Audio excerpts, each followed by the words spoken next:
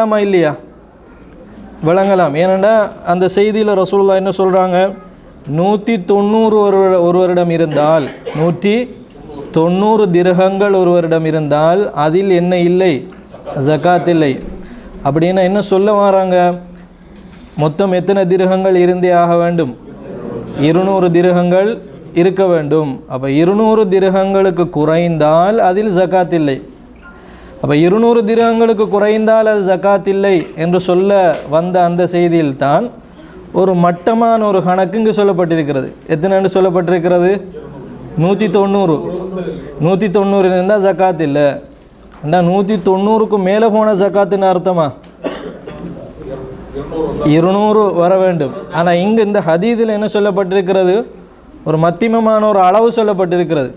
அதாவது 200 இருந்தால் தான் ஜக்காத்து. நம்மளுடைய பேச்சு வழக்கில் சொல்லுவோம் 200 இருந்தால் தான் ஜக்காத்து.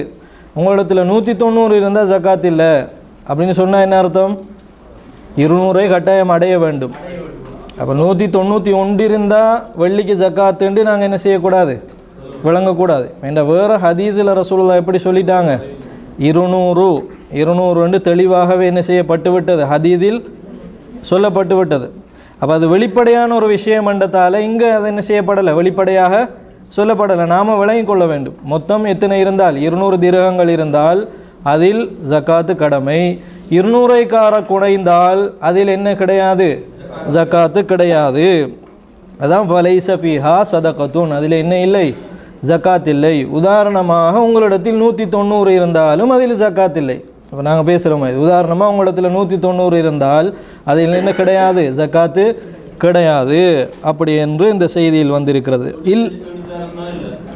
200 வரைக்கும் இல்லை, 200 தொட்டால் தான், 200 வந்தால் தான் அதில் என்ன வரும், வெள்ளிக்கான ஜக்காத்து வரும். அவன் இன்ஷா அல்லாஹ் அது தனியான இதில் வரும். இப்போ நாங்கள் பிராணிகளை பற்றி பேசிக்கொண்டு வருகிறோம். அதில் ஒரு பகுதி, சிறிய பகுதி எதை பற்றியும் சொல்லப்பட்டிருக்கிறது இந்த செய்தியில், வெள்ளியை பற்றியும் சொல்லப்பட்டிருக்கிறது. விளங்கலை, 595 கிராம் வரும் நினைக்கிறேன். இப்போ 200 திர்ஹம் என்று சொன்னால் 595 கிராம் அப்படின்னு நினைக்கிறேன். அப்போ ஒரு திர்ஹம் எத்தனை கிராம் வரும், 3 கம்மியாக வரும். அந்த 595 கிராம் நீங்கள் எதால் பிரிக்க வேண்டும், 200ஆல் பிரிக்க. 200ஆல் பிரித்தா வருகிற அந்த ஒரு சின்ன கணக்கு தான் என்னது, ஒரு திர்ஹம் 595 கிராம் வரும். வெள்ளி எந்த மதுரூபத்தன வைர மதுரூபத், எந்த ரூபத்தில் இருந்தாலும் சரி வெள்ளி என்று வந்தால் ஆமாம், நம்ம தான் இன்ஷா அல்லாஹ் பார்ப்போம். ஹைர். அப்போ அதில் 200 இருந்தால் தான் ஜக்காத் என்று சொல்லப்பட்டிருக்கிறது. 200க்கு குறைந்தால் அதில் என்ன கிடையாது, ஜக்காத்து கிடையாது. ஆனால் இல்லா ஐயஷா ரப்புஹா, அந்த வெள்ளிக்கு உரிமையாளர் விரும்பினாலேயே தவிர. அப்போ அந்த வெள்ளியை வைத்திருக்கிறவர் 200 குறைவாக இருக்குது என்றால் அதில் ஜக்காத் இல்லை. இல்லா ஐயஷா ரப்புஹா என்றால் விரும்பினால் அவர் அதை சதக்காவாக என்ன செய்யலாம், அதிலிருந்து அவராக விரும்பி தானமாக கொடுக்கலாம். சதக்கா என்பது அதில் வரும். ஆனால் ஜக்காத்துடைய அந்த நிர்ணய நிசாபுங்கிற அந்த விஷயம் இதில் வரமாட்டாது. 200க்கு குறைந்தால் வராது என்று ரசூல் ஸல்லல்லாஹு அலைஹி வஸல்லம் அவர் சொல்லிட்டு, இல்லை ஐயஷா ரப்புஹா, அந்த வெள்ளிக்குரியவர் விரும்பினால் அந்த கணக்குக்கான கொஞ்சம் இருந்தால் அவர் தர்மம் செய்து கொள்ள வேண்டும் என்றால் அவர் விரும்பினால் என்ன செய்து கொள்ளட்டும், தர்மம் செய்து கொள்ளட்டும். இல்லை ஐயஷா ரப்புஹா என்று இந்த செய்தியிலே வந்திருக்கிறது. இந்த ஹதீஸில் வரக்கூடிய எல்லா விஷயங்களையும் நாங்கள் ஓரளவுக்கு நிறைய விஷயங்கள் பார்த்திருக்கிறோம். இந்த ஹதீஸ் எத்தனை வகுப்பாக போய் கொண்டிருக்கிறது, 6வது. இந்த ஹதீஸ் 3வது வகுப்பு நினைக்கிறேன். ஹைர். அப்போ இந்த ஹதீஸினுடைய சுருக்கம், இதிலே கால்நடைக்கான ஜக்காத் சொல்லப்பட்டிருக்கிறது. ஒட்டகம் பற்றிய ஜக்காத்தினுடைய அளவு, அதே மாதிரி அடுத்தது என்ன, ஆடுகளுக்கு வரக்கூடிய ஜக்காத்து, அதே மாதிரி வெள்ளியை பற்றி இங்கே என்ன செய்யப்பட்டிருக்கு சொல்ல. அது அல்லாமல் நிறைய விஷயங்கள், ஒரு வகை இல்லைண்டா இன்னொரு வகை இருக்குதுண்டா அது என்ன, அப்படி நிறைய விஷயங்கள் நாங்கள் பார்த்துருக்குறோம். இன்ஷா அல்லாஹ் அதை திரும்ப போட்டு கேட்டு பாருங்கள். திரும்ப திரும்ப கேட்கும் பொழுது தான் என்ன செய்யும், அது மனசில் நிறைய பதியும். திரும்ப இல்முங்கிறது அப்படி தானே, அதை நாங்கள் எந்த அளவுக்கு நாங்கள் நெருக்கமாக இருக்கோமோ அந்த அளவுக்கு தான் அது என்ன செய்யும், நமக்கு ஏற்ற மாதிரி திசைவாக்கம் அடைந்து வரும் இன்ஷா அல்லாஹ். ஹைர். அடுத்த ஹதீஸ் எத்தனாவது ஹதீஸ்? 3வது ஹதீஸ். எல்லார்ட்டையும் இருக்குதா? ஹைர். அன் முஆத் இப்னு ஜபல் ரலியல்லாஹு அன்ஹு, முஆத் இப்னு ஜபல் ரலியல்லாஹு அன்ஹு அவர்களை தொட்டும் அறிவிக்கப்படுகிறது, அன்ன நபிய ஸல்லல்லாஹு அலைஹி வஸல்லம், அல்லாஹ்வுடைய தூதர் ஸல்லல்லாஹு அலைஹி வஸல்லம் அவர்கள் பஅஸஹு இலல் யமன், முஆத் ரலியல்லாஹு அன்ஹு அவர்களை யமனுக்கு அனுப்பினார்கள். அனுப்பும் பொழுது ஃபஅமரஹு, முஆத் ரலியல்லாஹு அன்ஹு அவர்களுக்கு ஏவினார்கள், ஐயஹுத எடுக்குமாறு, மின் குல்லி 30 பக்கரத்தன் ஒவ்வொரு 30 மாடிலும், தபியன் ஒரு தபியை அல்லது தபியத், தபிங்கிறது ஆண் வர்க்கம், என்ன நான் சொல்லுகிறேன், தபியத் என்று வர்றது பெண் வர்க்கம். அப்போ ஒவ்வொரு 30லும் எதை எடுக்குமாறு ஏவினார்கள்?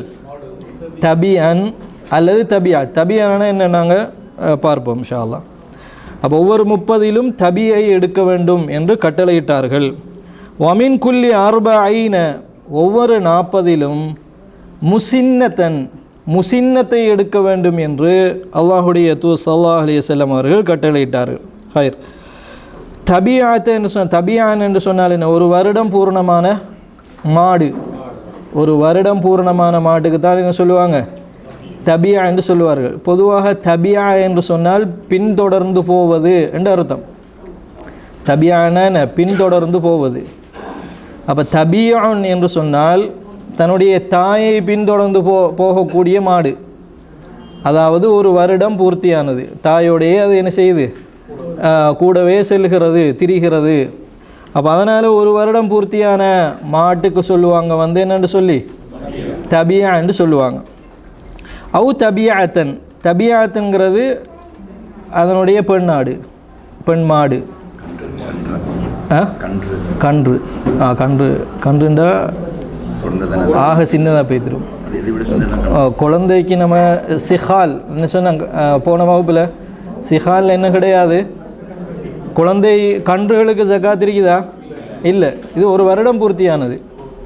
ஹைர். அப்போ தபியங்கிறது ஆண் மாடு, அவு தபியாத்தன் அல்லது பெண் மாடு. அப்போ 30 மாடுகள் இருந்தால் என்னது? ஒரு வருடம் பூர்த்தியான ஒரு மாடு அல்லது அதனுடைய பெண் வர்க்கம். 30க்கு. ஹைர். வமின் குல்லி 40, 40 ஒவ்வொரு மாடுகளிலும், முசின்னத்தன், முசின்னத் என்று சொன்னால் 2 வருடங்கள் பூர்த்தியான மாடு. முசின்னத் என்று சொன்னால் என்ன? 2 வருடங்கள் பூர்த்தியான மாடு. அப்போ இந்த ஹதீதில் ரசூல் ஸல்லல்லாஹு அலைஹி வஸல்லம் அவர்கள் மாட்டுக்குரிய ஜக்காத்தினுடைய நிசாபு அளவை சொல்கிறாங்க என்ன?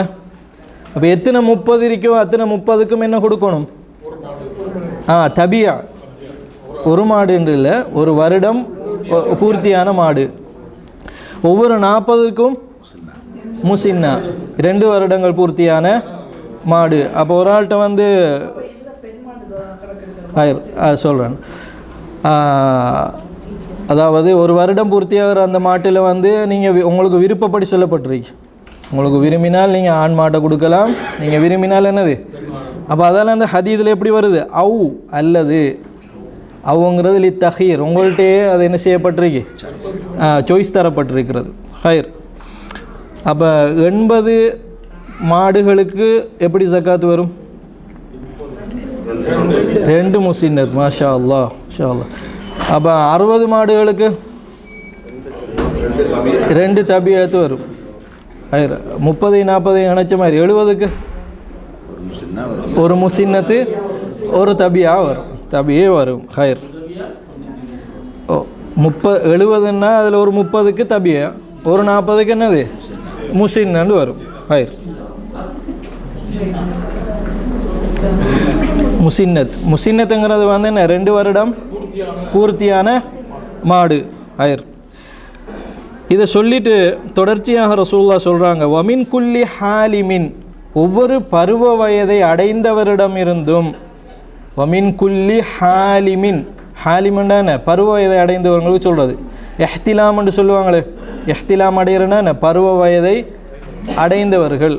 அப்போ வமின் குல்லி ஹாலிமின் ஒவ்வொரு பருவ வயதை அடைந்தவர்களிடமிருந்தும் தீனாரன் ஒரு தீனாரை பெற்றுக்கொள்ள வேண்டும் என்னன்னு சொல்லுகிறேன். அவு அல்லது அத்லஹு அல்லது ஐத்லஹு ஒரு தீனாருக்கு ஈக்குவலான தீனாருடைய அளவை ஒத்த மஆஃபிர், மஆஃபிர்ங்கிறது யமன் தேசத்து ஆட்டுக்கு சொல்லுவார்கள். மஆஃபிர்ங்கிறது என்னது? யமன் தேசத்து ஆடைக்கு சொல்லுவார்கள் மஆஃபிர். அப்போ ஒன்று ஒவ்வொரு பருவவயதை அடைந்தவர்களிடம் இருந்தும் என்ன கொடுக்க வேண்டும்? ஒரு தீனார் கொடுக்க வேண்டும். அல்லது அதற்கு பகரமாக எதை கொடுக்க வேண்டும்? மஆஃபிர். மஆஃபிர்ங்கிறது அல்லது மஆஃபிர் ஐயன் அப்படின்னு சொன்னால் யமன் தேசத்தில் உள்ள நல்ல குவாலிட்டியான ஆடைக்கு சொல்லுவார்கள். ஆடு இல்லை, ஆடை. மஆஃபிர் என்னென்ன ஆடைக்கு சொல்லுவார்கள். ஹைர். அப்போ இந்த ஹதீஸில் என்ன சொல்லப்பட்டிருக்குங்கிறத நாங்கள் பார்ப்போம். ஹைர்.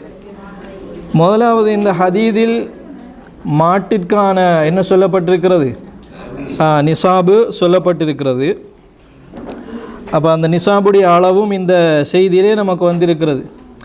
இப்போ ஒரு வருடத்தில் 30 இருந்து 30 மாடுகள் இருந்தால் என்ன? ஒரு தபிய. 40 இருந்தால் ஒரு முசின்னத். இப்போ 40லேருந்து 50 வரைக்கும் ஒரு வருட மாடு இருக்குது. அப்போ அந்த 10க்கு ஜக்காத் வருமா? வராது. அந்த 10க்கு என்ன பேர் சொல்கிற பாப்போம். இப்போ 40 மாடுக்கு நாம் என்ன கொடுக்க வேண்டும்? ஒரு முசின்னா கொடுக்கணும். 50 இருந்தால் மேலதிகமான அந்த 10க்கு ஜக்காத் வருமா? வராது. அந்த மேலதிகமான இடைப்பட்ட அந்த அளவுக்கு என்ன சொல்கிறது நாங்கள்?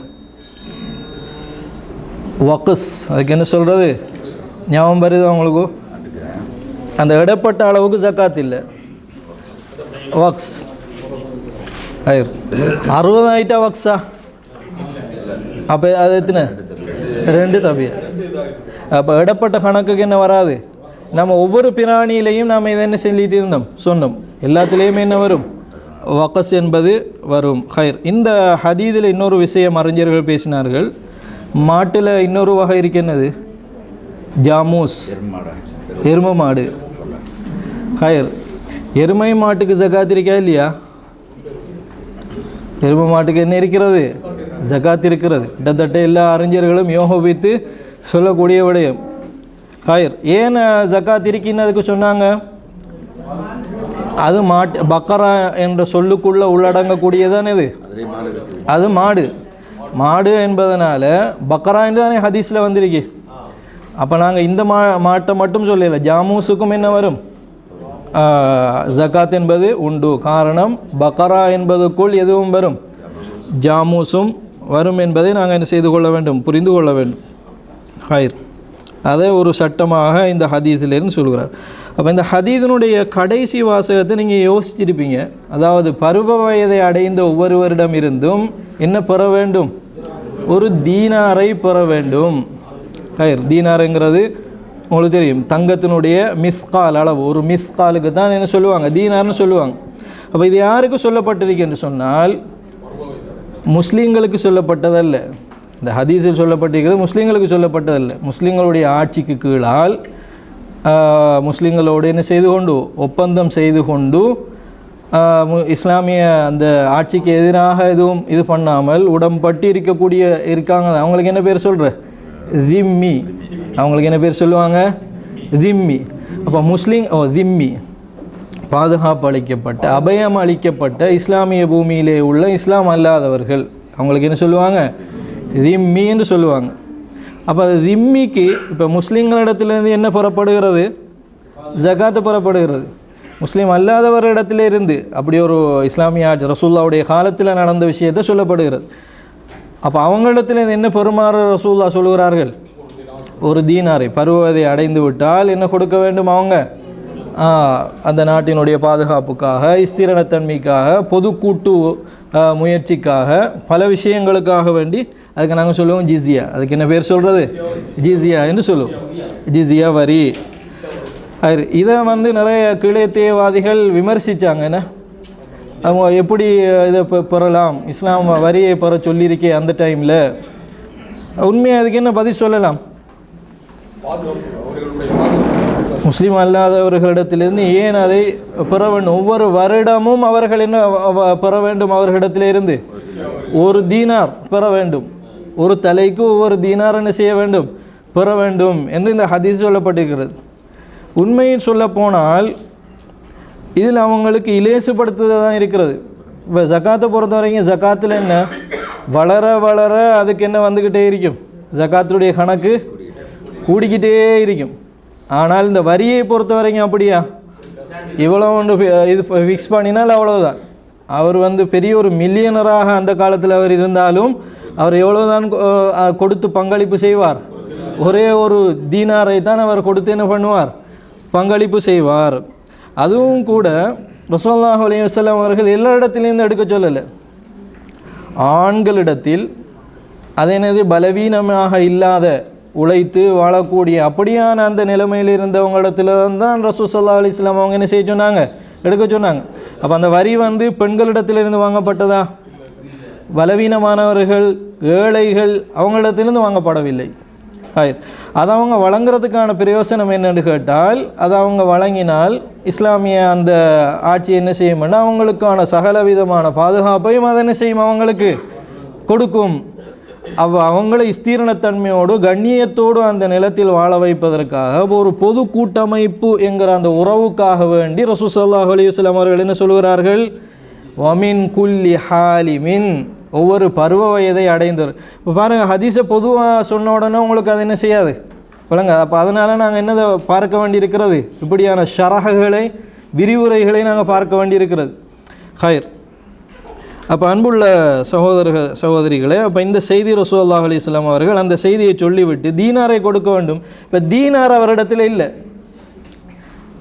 வசூலிக்க போகிறவர் அவரிடத்தில் தீனார் இல்லை என்று சொன்னால் அதற்கு மாற்றீடாக என்ன கொடுக்க சொல்கிறாங்க? அவ் ஐத்லஹு அல்லது அவ் அதுலஹு அல்லது அதுக்கு பகரமாக அந்த ஒரு தீனாருக்கு ஈக்குவலான மாஃபிரியன், யமன் தேசத்தில் நெய்யப்படக்கூடிய பெருமதியான ஒரு ஆடை இருக்கிறது. அது மாஃபிர்னு சொல்லுவோம். மாஃபிருங்கிறது யமன் தேசத்தில் இருக்கிற ஒரு கூட்டத்தார், ஒரு கபீலா.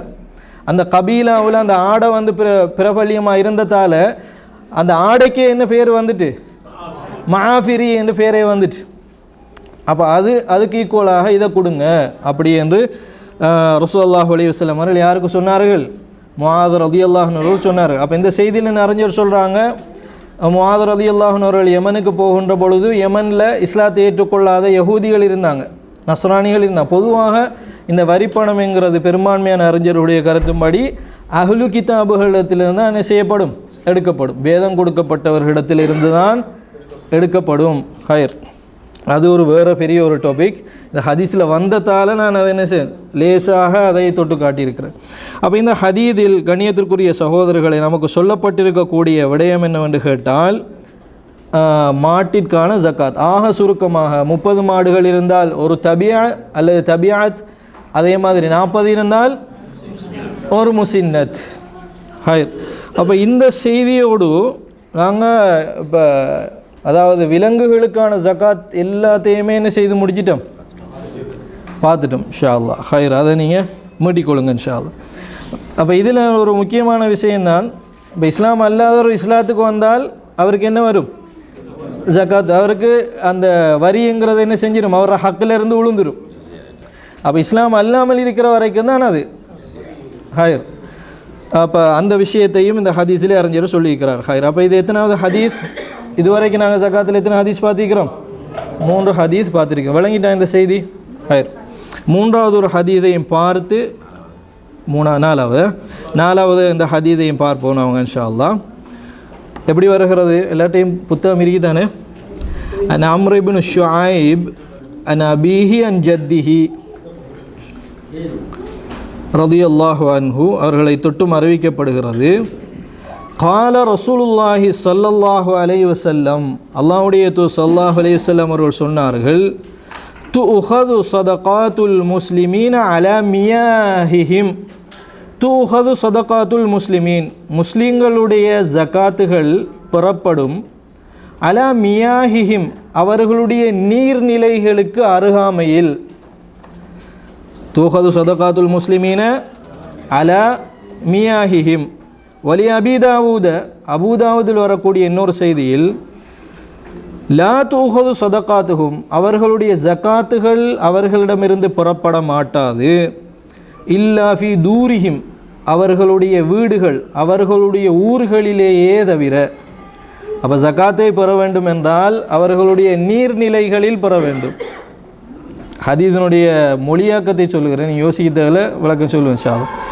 அல்லது இன்னும் அபூதாவூதில் வரக்கூடிய செய்தியின் அடிப்படையில் அவர்களுடைய வீடுகளில் அல்லது அவர்களுடைய ஊர்களிலே தான் அவர்களுடைய ஜகாத் என்ன செய்யப்படும், பெறப்படும் என்கிறது இந்த ஹதீஸிலே சொல்லப்பட்டிருக்கிறது. ஹைர், அப்போ என்னத்தை பற்றி சொல்கிறாங்க யோசிக்க முடியுதா?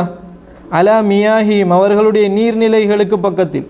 இப்போது ஒருவர் ஆடையோ அல்லது மாட்டையோ ஒட்டகத்தையோ வளர்த்தால் அந்த ஆட்டையும் மாட்டையும் ஒட்டகத்தையும் வளர்க்குறதுக்கு என்று பிரத்யேகமான நீர்நிலைகள் எல்லாம் இருக்கும் தானே. அவங்க வளர்க்குறதுக்கு, தீனி போடுறதுக்கு, பராமரிக்கிறதுக்குரிய இடங்கள். அந்த இடங்களுக்கு தான் சொல்லுவாங்க என்னென்று சொல்லி மியாஹிஹிம். ஃபீ தூரிஹிம்னா பொதுவாக அவங்களுடைய வீட்டுக்கு அருகாமையில் அல்லது அவங்க பழக்கப்பட்ட அந்த இடங்களிலே. அப்போ என்ன சொல்லப்படுகிறது அப்படின்னு சொன்னால், கண்ணியத்துக்குரிய சகோதரர்கள், இந்த ஹதீஸில் பொதுவாக இந்த விலங்குகளை ஜக்காத்தாக கொடுக்கும் பொழுது, இப்போ அந்த விலங்குகளை எடுத்துக்கொண்டு வெளியூருக்கு கொண்டு போய் கொடுப்பது எதாக இருக்கும், கஷ்டமாக இருக்கும். இப்போ உதாரணமாக இங்கே இருக்கிறவர் வெளியூரில் இருக்கக்கூடிய ஒருவருக்கு போய் என்னது அந்த ஆடுகளையோ அல்லது ஒட்டகைகளையோ ஜக்காத்தாக கொடுக்க போகிறார் என்றால் அது எல்லாத்தையும் எடுத்துக்கொண்டு போய் எங்கே கொடுக்க வேண்டியிருக்கும், அவர்களுடைய இடத்துக்கு போய் சாஹிபுல் மால், அந்த செல்வத்துக்கு சொந்தக்காரர் அதை கொண்டு செல்வதற்கு அவருக்கு பாரிய ஒரு சிரமம் இருக்கும். அப்படியான ஒரு பாரிய சிரமம் இருப்பதால் இஸ்லாம் என்ன செய்கிறேன்னா கொடுக்குறாக்களுக்கு இலகுபடுத்துது. நீங்கள் கொண்டு போய் என்ன பண்ண தேவையில்லை, அந்த இடத்துக்கு கொண்டு போய் சமர்ப்பிக்க வேண்டிய தேவையில்லை. அப்போ யார் பெற்றுக்கொள்ள வேண்டும், வசூல் பண்ணுகிறவர்கள், அல்ல ஆமிலூன அலைஹா. பாருங்கள் இஸ்லாம் எந்த அளவுக்கு அந்த இரண்டு பக்கத்தையும் பேலன்ஸ் பண்ணுது என்று நாங்கள் இதில் விளையும் கொள்ளலாம். அப்போ இந்த செய்தியில் என்ன சொல்லப்படுகிறதுன்னு சொன்னால், அந்த விலங்குகளை எடுத்துக்கொண்டு வெளியூருக்கு சென்று கொடுப்பது கஷ்டமாக இருப்பதனால் அவங்க வளர்க்குற இடத்துக்கே யார் வரட்டும், வசூல் செய்பவர்கள் வரட்டும், அதை பார்த்து மதிப்பிட்டு அவர்கள் என்ன எடுத்து கொண்டு போகட்டும், அந்த ஜக்காத்தை எடுத்துக்கொண்டு போகட்டும், அப்படி என்று சொல்லி இந்த செய்தியிலே நமக்கு சொல்லப்பட்டிருக்கிற நாங்கள் பார்க்கலாம். அப்போ இது ஏன் சொல்லப்படுகிறதுன்னு சொன்னால், இரண்டு பக்க நலவுகளுக்காகவும் சொல்லப்பட்டிருக்கும். ஒரு பக்கம் என்ன, ஜக்காத்தை கொடுப்பவர், அதே மாதிரி இன்னொரு பக்கம் ஜக்காத்தை வசூலிப்பவர். இரண்டு பக்கத்துக்கும் என்ன சொல்லப்பட்டிருக்கிறது, ஆதாபுகள் சொல்லப்பட்டிருக்கிறது. சரி, ஜக்காத்தை எடுப்பவரிடத்தில் வசூலிக்க வரவங்களுக்கு என்ன ஆதாபு சொல்லப்பட்டிருக்கு, போன ஹதீஸில் உங்களுக்கு நான் சொல்லி காட்டினேன். கராயிம, அவங்களுடைய பெறுமதியான சொத்துக்களை என்ன செய்யக்கூடாது, எடுக்கக்கூடாது. ஹைர், அப்போ அவங்களுடைய இடத்துக்கு போய் அவங்க எடுக்கும் பொழுது அந்த அதிகாரம் பேலன்ஸ் பண்ணப்படுதா இல்லையா? உங்களுடைய இடத்துல உங்களுடைய விலங்கு இருக்கிறது, உங்களுடைய செல்வம் இருக்கிறது. வெளியிலிருந்து எடுக்கும் பொழுது அவங்களுடைய அதிகாரம் என்ன செய்யப்படுகிறது, அந்த இடத்தில் சமப்படுத்தப்படுகிறது. அதே மாதிரி என்னென்ன பெறுமதியான விலங்குகள் எடுக்கக்கூடாது என்று ரசூலுல்லாஹ் சொன்னாங்க போன ஹதீஸில்?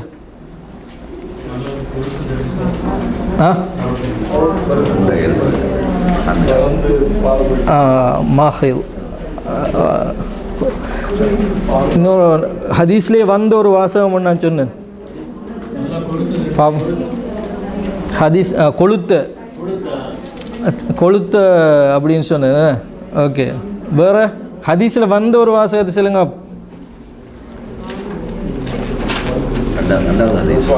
ரெண்டாவது ஹதீஸில்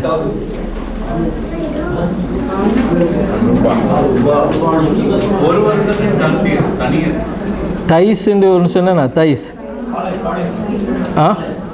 சரி சரி, என்ன கிடாய், கிடாய் ரெண்டாவது ஹதீஸில் வரல, ஆனால் ஹதீஸில் வருதுன்னு நான் சொன்னேன் உங்களுக்கு. தைஸ், தைஸ். ஃபஹல், ஃபஹல், அதுக்கு சொல்லுவாங்க ஃபஹல். அதை எடுத்தால் என்ன நடந்துடும்? அவருடைய அந்த மொத்த அவருடைய செல்வங்களுடைய இனப்பெருக்குமே குறைஞ்சி அவருடைய செல்வமே என்ன செய்யறதுக்கு வாய்ப்பு இருக்கிறது? பாதிப்பு ஏற்படுவதற்கு வாய்ப்பு இருக்கிறது. அப்போ அந்த வசூலிக்க வாரவருக்கு ஒரு வார்த்தை உண்டு அந்த ஹதீஸில் நான் சொன்னேன். வசூலிக்க வாரவர் ஒரே சொல்லில் வசூலிக்கிறவருக்கும் அந்த சொல் பாவிக்கப்படும், ஜகாத்து கொடுக்கிறவருக்கும் அந்த சொல் பாவிக்கப்படும். என்னது? மாஷா அல்லா, முசத்திக். மாஷா அல்லா, அல்லாஹ் பாரிக். முசத்திக், வசூலிக்க வருபவர். அப்போ வசூலிக்க வாரவர் என்ன செய்வார்? மஸ்லஹாவை பார்ப்பார். அதாவது செல்வந்தருக்கு, அந்த விலங்குக்கு சொந்தக்காரருக்கு பாதிப்பை ஏற்படுத்தாத வகையில் என்ன அவருடைய அந்த செல்வத்திலிருந்து எதை எடுத்தால் பொருத்தமாக இருக்குமோ அதை அமானிதமான அடிப்படையில் அந்த செல்வத்திலிருந்து பெற்றுக்கொள்பவராக இருப்பார். யார்? முசத்திக். அப்போ அதை எடுக்கிறதுனால அந்த செல்வந்தருக்கு எந்த பாதிப்பும் என்ன செய்து கூட வரக்கூடாது, வந்துவிடக்கூடாது. அதற்காகவே இந்த ஹதீஸ் நமக்கு என்ன செய்யப்பட்டிருக்கிறது? ஜக்காத் எடுக்கணும்னா அதுக்கு உரியாளுடைய இடத்துக்கு போய் எடுங்கன்னு சொல்லப்பட்டிருக்கிறது. அதுவும் எடுக்க போகிறவர் எப்படி எடுக்க போவார்? தனியே போவாரா? அப்போ அவரிடத்தில் வந்து கணக்காளர் இருப்பார், அதை சேகரிப்பவர் இருப்பார். எல்லாத்தையும் அமானிதமாக எடுத்துக்கொண்டு போய் உரிய முஸ்தஹிகீன், உரியவங்களுக்கு கொடுப்பதற்கான ஒரு திட்டத்தோடு தான் அவங்க என்ன செய்வாங்க, வருவாங்க. இப்போ ஆமிலூன் என்பது சாதாரணமான ஒரு விஷயம் இல்லை. அது ஒரு இஸ்லாமிய அமைப்பு இருந்தால் அது மிகவும் சிஸ்டமாக என்ன செய்யப்படக்கூடிய ஒரு விடயம். ஹைர். அப்போ இது யாருடைய ஆதாபு? முசத்திக்குடைய ஆதாபு. ஹதீஸில் வந்து முசத்திக்குடைய ஆதாபு என்ன? ஜகாத்து கொடுப்பவருடைய ஆதாபு என்ன? ஹைர். அறிஞர்கள் சொல்கிறார்கள், அழகாக எழுதியிருக்கிறாங்க. இப்போ ஒரு ஆடு இருக்குன்னு சொன்னால் அந்த ஆட்டுக்கு எண்ணிக்கை கூட அல்ல அமானத்து ஃபில் அதத், தனக்கிட்ட எவ்வளோ எண்ணிக்கை இருக்கோ அதை சரி அக்யூரேட்டாக அவர் காட்டணும். என்கிட்ட எவ்வளோ எண்ணிக்கை தான் இருக்குது. அப்போ என்ன செய்யக்கூடாது? ஒரு ஆட்டை எடுத்து கொண்டு போய் வரா அல் ஹஜரி ஷஜரி, மரத்துக்கு பின்னாலோ அதே மாதிரி என்ன சிவருக்கு பின்னாலோ கொண்டு போய் ஒளிச்சு வைத்து விடக்கூடாது. ஹைர். அதே மாதிரி ஹுல்தாவை ஃபுர்காவை ஆக்கிடவும் கூடாது, ஃபுர்காவை என்ன ஆக்கிடக்கூடாது? ஹுல்தாவை ஆக்கிடக்கூடாது. எல்லாம் போன ஹதீஸில் வந்துச்சா இல்லையா? ஹுல்தானா என்ன? சேர்ந்திருக்குது, ஜகாத்து கடமையாகுன்றதுக்காக பிரித்து விட்றாரு. பிரிஞ்சிருக்குது, ஜகாத்து கடமையாகவும் பிரிஞ்சிருந்தா கூடுதலாக பெய்த்திரும்போட்டு சேர்த்து விட்றாங்க. ஆயிர். அப்போ ஹுல்தாவை என்ன பண்ணக்கூடாது? ஃபுர்காவாக்கி விடக்கூடாது, ஃபுர்காவை ஹுல்தாவாக்கி. இதெல்லாம் ரிஷ். இதுக்கு என்ன சொல்லுவாங்க? மார்க்கத்தில் செய்கிற மோசடி. ஹீலத்துன் முஹர்ரமா. மார்க்கத்தில் ஒரு ஒரு ஒரு கடமையை தனக்காக தடை செய்து கொள்வதற்காக செய்கிற தந்திரோபாயம் ஹீலத். ஹைர். அப்போ அது எப்படி ஹதீஸில் வந்திருந்துச்சு? போன ஹதீஸில் லா யுஜ்மா பைன முத்தஃபர்ரிகின் வலா யுஃபர்ரகு பைன முஜ்தமிஇன். சேர்ந்ததை பிரிக்கக்கூடாது, பிரிந்ததை. அப்போ வாரவருக்கு பிரித்தா வழங்க மாட்டாதே. ஹைர். தனியே 40 ஒவ்வொரு இடத்துலையும் இருந்தால் வசூலிக்க வாரவர் இவரிடத்தில் ஒரு ஆட்டையும் அவரிடத்தில் ஒரு ஆட்டையும் அவர் ஒரு ஆட்டையும் எடுத்து போய்த்துருவார். அப்போ 3 ஆடு லொஸ்டாக 2 ஓட்டு 3 பேரும் சேர்ந்து அந்த டைமுக்கு கூட்டாளியான பண்ணிக்கொள்வது, மாறிக்கொள்வது. அதான் ஹுல்தாவை. ஹைர். அப்படி செய்யக்கூடாது. அதில் மிக மிக முக்கியமான ஒரு விஷயம் இறுதியாக சொல்லிக்கொள்கிறேன். அதாவது ரிஷ்வத், லஞ்சம் கொடுத்து விடக்கூடாது. என்ன கொடுத்து விடக்கூடாது? கூடையே அடுத்துடாதீங்கன்னு சொல்லி போட்டு வசூலிக்க வார ஆளுக்கு வேறையா கையில் என்ன செஞ்சிடக்கூடாது, கையில் கொடுத்துடக்கூடாது. அது ரிஷ்வத். பெரிய பாவமாக இல்லையா? ஜகாத்துடைய விஷயத்தில் எப்படி கடமையான விஷயத்தில் லஞ்சம் கொடுக்காருண்டா அது ஈமானுக்குரிய ஒரு கேள்விக்குறியாக என்ன செய்திடும், மாறிடும். ஹைர்.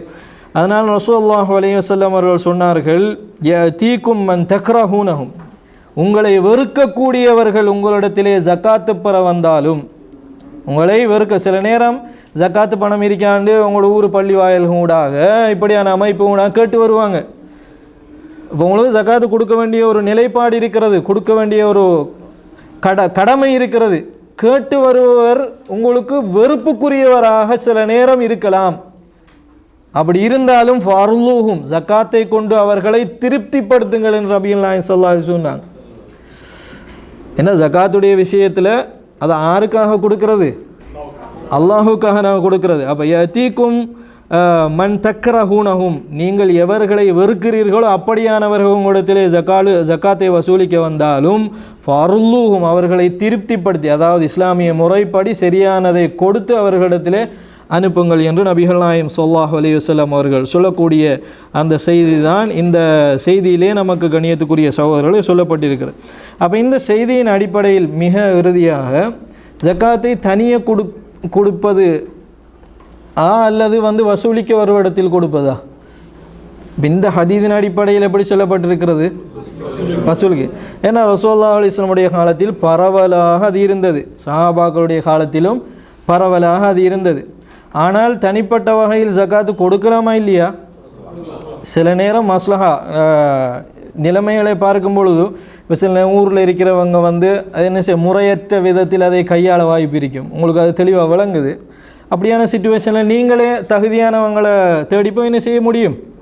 கொடுக்க முடியும். அதற்கு எந்த விதமான தடையும். அப்போ இந்த ஹதீஸை வைத்து நாங்கள் வசூலிக்க வரவங்களிடத்தில் மாத்திரம்தான் ஜக்காத்தை ஒப்படைக்க வேண்டும் என்று விளங்குறதா? அப்படி விளங்குறது இல்லை. அப்படி வசூலிக்க வரும் பொழுது இந்த ஆதாபுகளை நாங்கள் என்ன செய்து கொள்ள வேண்டும்? பேணிக்கொள்ள வேண்டும். ஆனால் தனிப்பட்ட வகையில் ஜக்காத்து கொடுப்பதற்கான முழு அறிவும் தகுதியானவர்கள் உங்களுக்கு தெரிந்திருந்தால் நீங்கள் அதை கொடுப்பதில் எந்த விதமான தவறும் கிடையாது அப்படிங்கிற செய்தி இந்த ஹதீஸிலே சொல்லப்பட்டிருக்கிறது. ஹைர். அப்போ மொத்தம் எத்தனை ஹதீஸ் இன்றைக்கு நாங்கள் பார்த்துருக்கிறோம்? 2 ஹதீஸுகள் பார்த்துருக்கிறோம். அடுத்து வரக்கூடிய ஹதீஸ் விரிவாக விளக்கம் சொல்ல வேண்டிய ஒரு செய்தி என்பதனால ஹைர். இது நீங்கள் எப்படி அடிக்கடி வாசித்து பாருங்கள். இது வரைக்கும் நம்ம கூடுதலான ஹதீஸ் படிக்கலை, குறைந்த ஹதீஸில் நிறைய விஷயம் படிச்சிருக்கிறோம். அப்போ நீங்கள் திரும்ப திரும்ப போட்டு கேட்டு அந்த சட்டங்களை என்ன பண்ணிக்கொள்ளுங்க, அறிஞ்சு கொள்ளுங்க இன்ஷா அல்லாஹ். ஹைர்.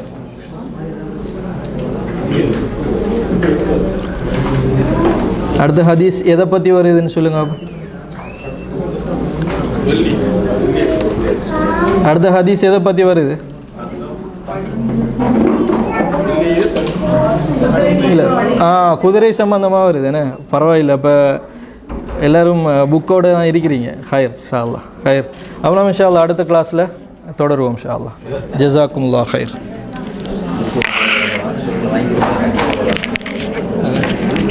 இல்லையா? நிறைய பேர்கிட்ட புக்கு இல்லைன்னு கேள்விப்பட்டேன்.